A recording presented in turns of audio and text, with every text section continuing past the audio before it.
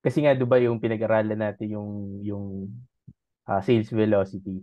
Si- Oo. Siguro ang in-increase ko doon actually is yung frequency of reaching out. And for the past 2 months, I optimized yung online jobs PH account ko and LinkedIn Okay. account. Okay. And napansin ko just this month, siguro a total number of parang 5 inquiries na yung nag sa akin, Wow. nag-reach out. That's Siguro nice. overall more than 10 after nung Wow. Pero That's yung nice. frequency ng application, reaching out or kung ano man, discovery call, yun yung talagang in-increase ko. So, ah ayun nga, kumbaga parang though minsan hindi na ko close yung deal, no.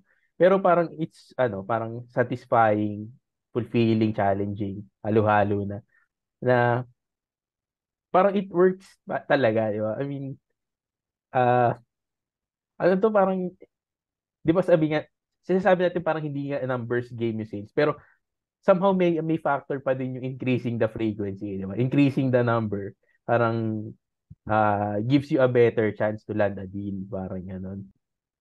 Sa mga call, um, yun nga, mas naging better listener siguro, gano'n. Ah, Kasi dati, di ba, kuwari, pag galing ka sa corporate, you showcase yung skill mo, gano'n. I can do this, do that, mga Mhm. gano'n.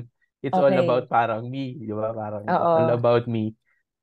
Tapos, ngayon, parang,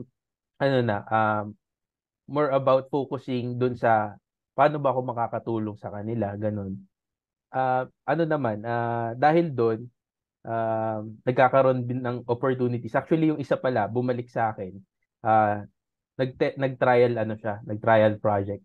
So, mag-iisang buwan na kami this 17.